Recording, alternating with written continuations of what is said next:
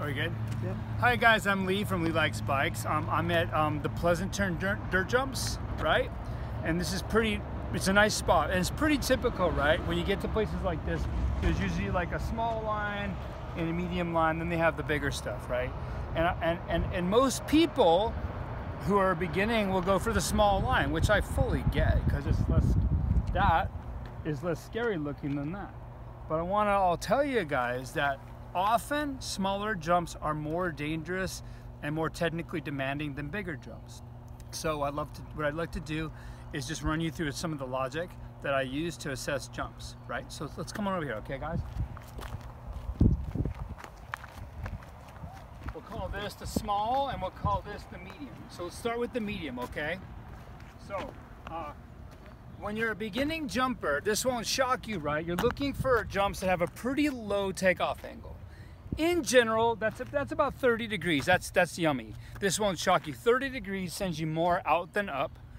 45 degrees is a nice poppy jump that sends you equally out and up. And like a really crazy like trick jump might be 60 or 70 degrees. So beginners are looking right around 30, okay? And what we're looking for is a smooth curve from flat to the lip, okay?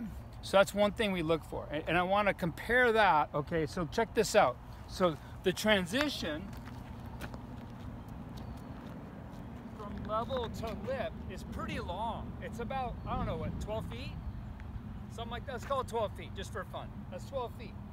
So this angle change from level to plus 30 happens over a pretty long time. So you don't have to pull very fast, okay? That's a medium-sized jump. For a lot of people, that's considered big. Golly, when I started, I never would have hit it. It would have terrified me. I would have been here, but check this out, okay? This particular jump's not super groovy.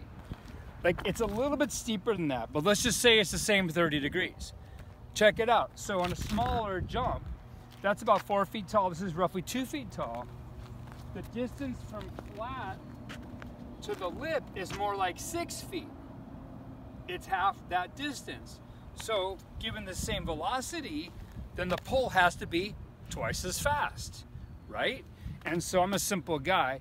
Say you're going 15 miles an hour, which is about right. That's 22 feet a second. Let's call it 24 just to make it even.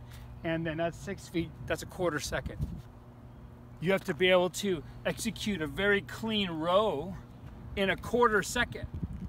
That's harder than executing the same row over there in a half a second. So check it out. The smaller jumps, require faster movement, which requires more muscle memory and power that beginners don't possess. And also, the timing's more precise, okay? There's that. The other thing that happens, okay, is, and like, for example, it's the same equation as you use for cornering and when I design pump tracks, okay? The amount of cornering force, like let's say we're designing a berm, right? The amount of cornering force, the G's, are determined by your velocity and the radius. The G's are the square of velocity, twice as fast, 4 times as many G's. That's why we slow down for corners, by the way.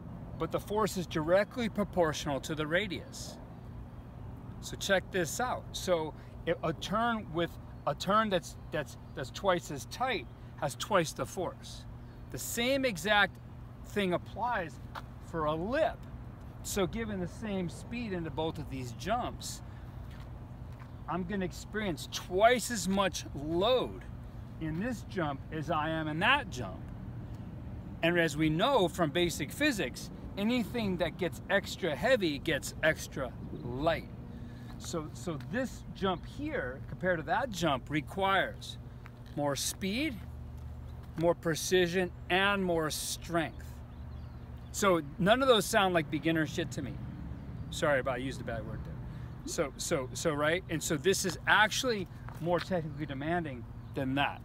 So when you're assessing jumps, make sure, if you're a beginner, that the takeoff is no more than about 30 degrees. Make sure that the shape is a constant arc. This is what you need to begin. in comparison, come back over here, okay? This is subtle. See if you can get this, Tanya. See how there's like this little bit of a bump and extra, a little pop, a little extra angle here? You'll see this a lot, especially if kids are working on trails. They'll add dirt to add pop.